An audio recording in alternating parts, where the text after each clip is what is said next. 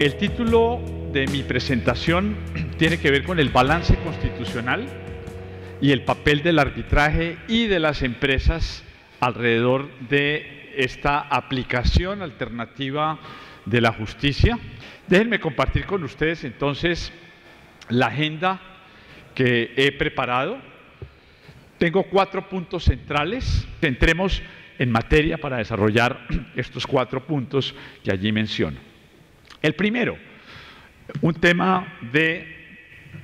balance constitucional. En esto,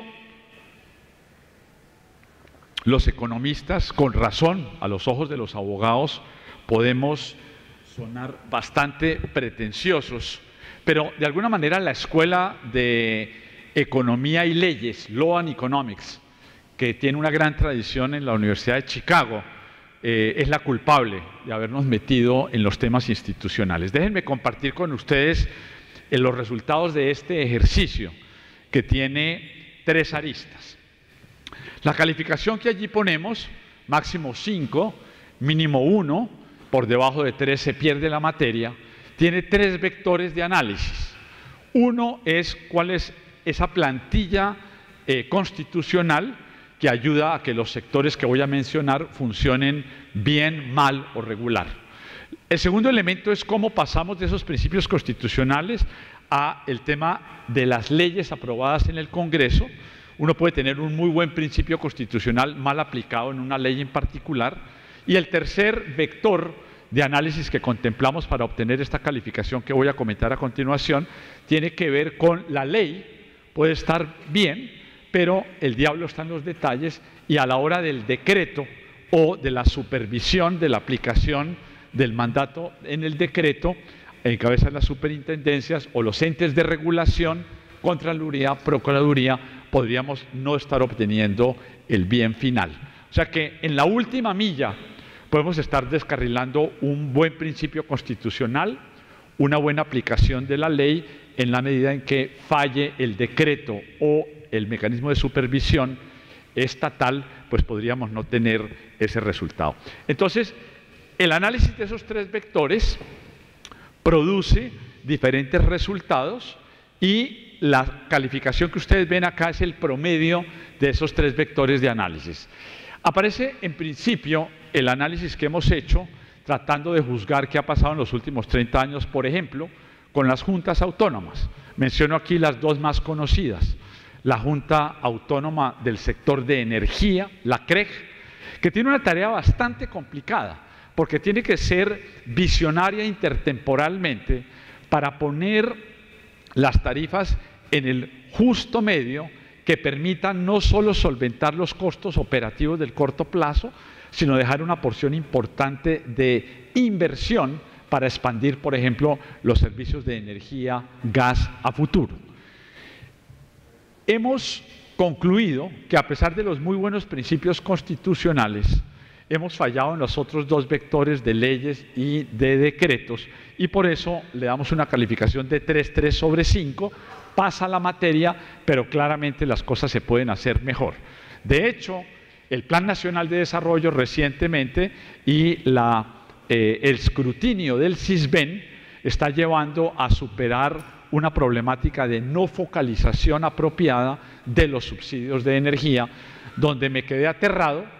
al constatar que el 90% de la población en Colombia recibe subsidios de energía. Pero la tasa de pobreza en Colombia, último dato, es 28%. Luego hay una disparidad entre la aplicación de 90% de subsidios desperdigados prácticamente para todos y el principio de focalización de subsidios cruzados al interior de la energía, que debería hablarnos de que es a ese 30% de pobres donde deberían estar llegando los subsidios focalizados de energía. Lo mismo aplica para la Comisión de Agua, CRAG, y aparece aquí la evaluación que hemos hecho del Banco de la República, que le va bastante bien, un 4,4 sobre 5, en la medida en que ha hecho su tarea constitucional de reducir la inflación a un dígito y a niveles bajos y estables, últimamente promediando cerca del 4% de inflación. Y el Banco de la República tuvo una tarea muy fuerte de intervención con la crisis hipotecaria del año 98 al 2003, igual que lo tuvo la Corte Constitucional, elemento que voy a comentar más adelante. En general, esa intervención de parte del Banco de la República y de la Corte Constitucional salió relativamente bien con la Ley 546 hipotecaria, y en ese sentido creemos que el Banco de la República ha permitido bajar la inflación, flotar la tasa de cambio y, salvo por la crisis del año 98, capotear el principio constitucional de estabilidad en el sector financiero. El segundo rubro que allí evaluamos tiene que ver con los servicios públicos. El tema de tarifas, nos parece que con este principio de corto plazo versus largo plazo que acabo de describir en el caso de la CREC, sale bastante bien librado. El tema de infraestructura no así. Con todos los problemas de retrasos, mala estructuración, se ha progresado recientemente a través de la Financiera de Desarrollo Nacional, y aún así los temas de todos conocidos en América Latina, Odebrecht, etcétera, que hizo estragos en el Perú en particular, en Colombia también dejó algunas cicatrices. El sector salud. El sector salud tiene como dos aristas, una que le va relativamente bien en la parte curativa de EPS y IPS, y otra en la parte preventiva, donde la tarea del Estado propiamente dicha no ha hecho la tarea porque no hay doliente. Claramente, a nivel territorial, no se tienen las iniciativas de tener una aplicación de salud preventiva, y el Estado no ha hecho la tarea correspondiente. Podríamos decir que en los últimos, 4 o 6 años se ha tomado conciencia de esta disparidad entre la aplicación de la salud a nivel preventivo versus curativo. Muy bien, vamos descendiendo en las calificaciones. Ahora pasamos a una evaluación constitucional, legal y de decretos en materia de descentralización. El país ya traía una dinámica de descentralización política. Antes de la Constitución del 91 se habían aprobado la elección territorial de alcaldes, y lo que se hizo fue explayar ese tema de descentralización política, que ha funcionado relativamente bien, donde la teoría económica dice que la gente de la región sabe mejor que el gobierno central cómo distribuir los escasos recursos en agua, en educación, en inversión. Sin embargo, la descentralización fiscal, que ya traía su historial, ha sido una descentralización fiscal violenta, una descentralización fiscal que con frecuencia muestra altos grados de corrupción, y donde hay un gran terreno por ganar. Esto no es exclusivo, por supuesto, de Colombia, y en estados federados como los de Argentina o los de Brasil, dada su extensión geográfica, los resultados probablemente pueden ser peores que los que ha obtenido Colombia en materia de descentralización fiscal. En el tema de educación también tenemos una disparidad entre una evaluación aceptable del sector de la educación básica, pero donde el mandato de 9 años de educación básica gratuita, hasta ahora estamos cumpliendo en materia de cobertura, pero su calidad, al juzgar por las calificaciones del PISA, las pruebas internacionales, es triste constatar que cerca de 2 de cada 3 jóvenes no pasan las pruebas básicas de operar con las 4 operaciones básicas para solucionar problemas, y tenemos problemas de comprensión de lectura en cerca del 40% de esos jóvenes evaluados, así que la calidad es un tema todavía pendiente. En materia de justicia, hemos puesto como los 3 grandes rubros. En materia de Corte Constitucional, yo ya mencioné el gran desafío que tuvo con la Ley 546 del año 99, con la crisis del UPAC. La Corte Constitucional, en nuestra opinión, tuvo una gran tensión en materia de decidir si era exequible que un mismo gobierno decidiera modificar el periodo electoral presidencial y aplicarse él mismo los beneficios de esa ley. Creo que eso ha salido mal. La Corte, infortunadamente, endosó la reelección inmediata para quien había tomado esa iniciativa, y hablando con los colegas de las altas cortes, siempre he mencionado que cuando quiera que algún gobierno modifique de esa manera las reglas del juego, si les parece que procedimentalmente salió bien, que lo aprueben a nivel constitucional, pero que no se le permita aplicarlo a quien tuvo la misma iniciativa. Si el país cree que no son suficientes periodos de 4 años y nos movemos en la línea de México de 5 o 6 años, maravilloso, eso es una decisión de economía política, pero quien tenga esa idea no debería tener acceso y beneficiarse inmediatamente de esa iniciativa, sino el gobierno ulterior. Así que creo que la Corte Constitucional tuvo una desliz en ese frente, lo he dicho vehementemente, y creo que en la práctica histórica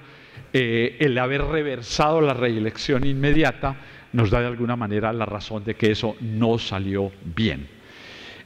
Por último, la Corte Constitucional tuvo también una prueba de fuego con el tema del fast track, auspiciado por el tema de proceso de paz con las FARC.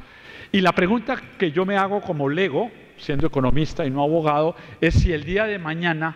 alguien acelera los procedimientos de reforma constitucional para que no sean en 2 vigencias consecutivas 8 votaciones, sino empaqueta rápidamente un fast track, pues podríamos tener procesos de reelección inmediata muy rápidamente aplicados. O sea que creo que sienta un precedente nada sano para propósitos de enfriamiento de los cambios constitucionales. A nivel del Consejo de la Judicatura, y me imagino que la señora ministra, bienvenida, quien nos hace honra con su presencia, estará refiriéndose a este tema ahora que nos volvemos a asomar por 6ª ocasión a la posibilidad de una reforma del sector justicia. Claramente el sector de la judicatura ha estado en el ojo del huracán y a pesar de procesos de reforma constitucional en el Congreso aprobados, se ha buscado palos en la rueda para no repensar de forma profunda la forma en que se administra y se aplican los procesos disciplinarios al interior de la judicatura. Por eso no dudamos, digamos, en rajar de alguna manera ese organismo, y no estoy hablando de un periodo en particular, sino de 30 años, digamos, de aplicación de esta plantilla constitucional. Y por último, el tema de la Fiscalía, que se acerca casi a pasar la materia con 3, pues unas de cal y otras de arena. El ciudadano de a pie no siente todavía que haya una aplicación de una justicia pronta. Las tasas de homicidios, que si bien han bajado de 70 a actualmente una cifra cercana al 20 por cada 100.000 habitantes, cuando nos comparamos con el mismo ADN España o Chile y tenemos tasas de homicidios de solo el 2%, claramente tenemos que sentirnos mal y tenemos que, de alguna manera, el poder disuasivo de una fiscalía que opera, que encarcela apropiadamente, ayuda a encarcelar apropiadamente, no está allí, y seguimos con el mismo problema que yo recuerdo en los últimos 20 años, altísimas tasas de hacinamiento en las cárceles colombianas, poder extorsivo del IMPEC y los 21 sindicatos que maneja a los propios presos. O sea que realmente, cuando pongo en perspectiva en 30 años y miro la plantilla constitucional, no quedo como ciudadano para nada tranquilo con los progresos. De hecho, creo que hemos reversado las aplicaciones en el sector justicia, y el sector de educación se merecía una mejor trayectoria de la que hemos tenido. Aplaudo lo logrado en salud y aplaudo lo logrado en entes institucionales como el Banco de la República. Muy bien, déjenme entonces pasar al segundo tema que me ocupa, que es el tema de cuáles son los fundamentos constitucionales para la existencia y aplicación del arbitraje, y tomo 4 sectores que me sirven de ejemplo para ello. El sector salud. En el sector salud hay una profunda imbricación del sector público y el sector privado en la misma aplicación de las EPS e IPS, en uno de los sectores operativos más complejos a nivel mundial,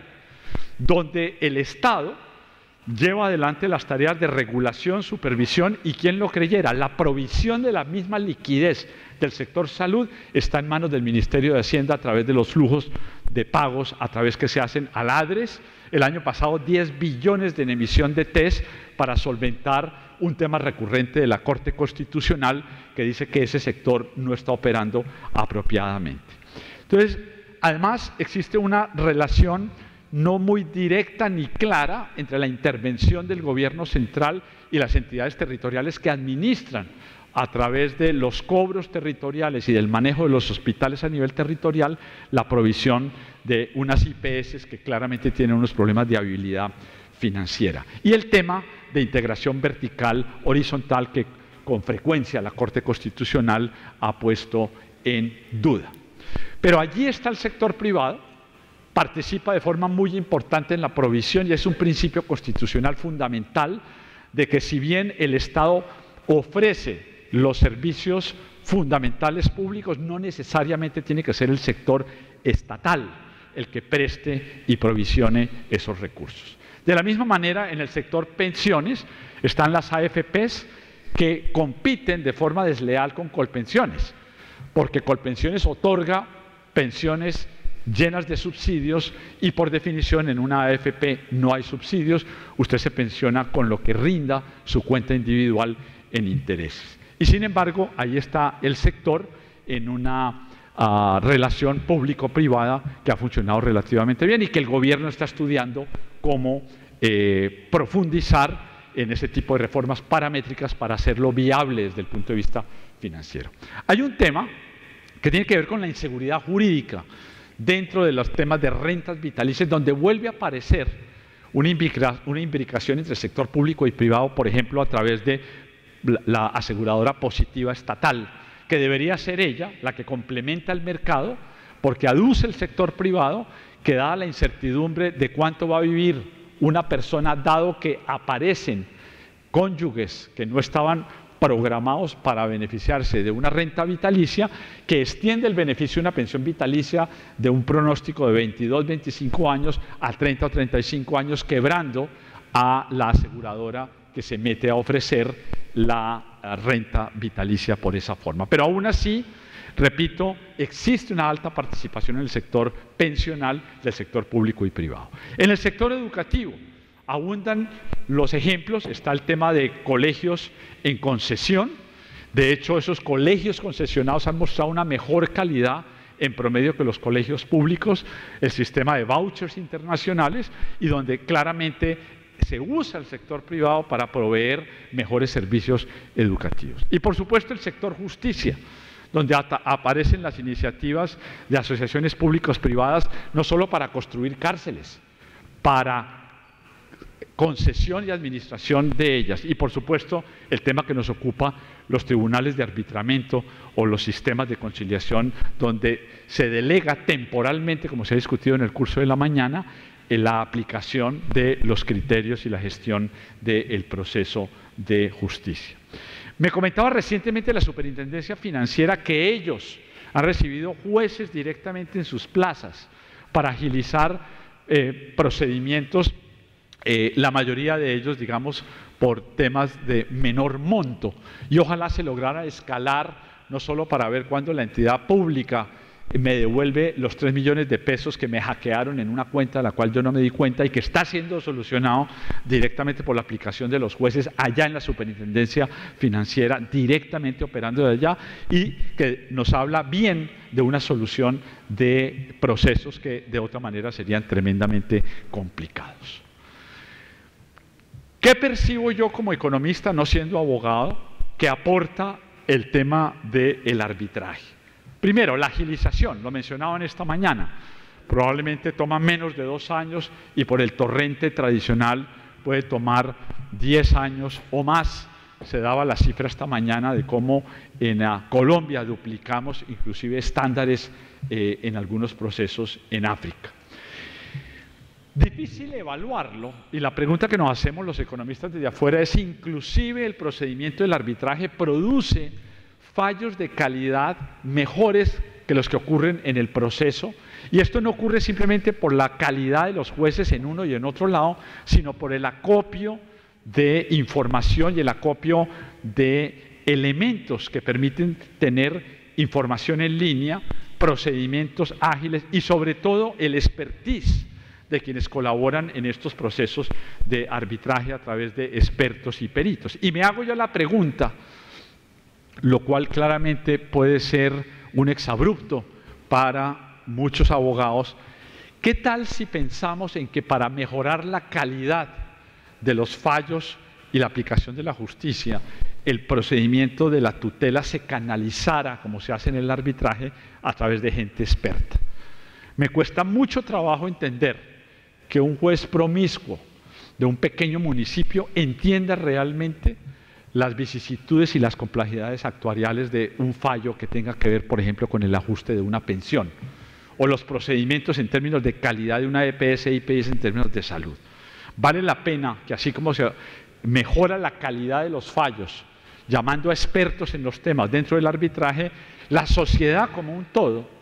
piense que cuando hay una tutela válida de aceptación, no vaya a los jueces generales, sino a jueces expertos. Me dicen que algo de esto está empezando a ocurrir y en esa medida pues mejora la calidad del dictamen, en la medida en que son temas tremendamente complicados. Igual con los temas de infraestructura, igual con los temas de salud, etcétera, etcétera. No me cabe la menor duda de que Colombia y América Latina en su conjunto mejorarían de forma significativa si a través de la calidad de los fallos del arbitraje se tiene una mejor confianza en el país, porque la calidad de los fallos a través del sistema de arbitraje es una alternativa que la inversión extranjera directa valora muchísimo. Por ejemplo, entiendo yo, y comentábamos con el doctor Mauricio González, que en el Doing Business del Banco Mundial no se está midiendo apropiadamente el input que hace la existencia o no de un sistema de arbitraje como el que tiene Colombia. Si allí lo pusieran, estoy seguro que escalaríamos muchísimo dentro de la medición institucional del sector justicia, dado que el arbitraje viene reduciendo los tiempos y mejorando probablemente la calidad de los fallos. Por último, creo que el país gana muchísimo cuando se plega a clubes de buenas prácticas, como el que enhorabuena se trabajó durante los 4 o 6 años anteriores para acceder a la OCDE. Esa OCDE no es un banco que preste dinero, esa OCDE no es una entidad del sector privado, esa OCDE es un think tank internacional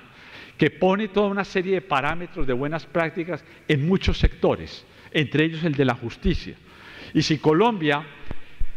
logra entrar, como aparentemente va a ocurrir, dado que entiendo que la Alta Corte acaba de endosar el ingreso de Colombia a ese tratado internacional de la OCDE, pues es otro paso en la dirección de las buenas prácticas de una aplicación de una justicia pronta y de calidad, como creo yo que es el aporte último que hace el arbitraje en Colombia. Gracias por su atención, muy amable.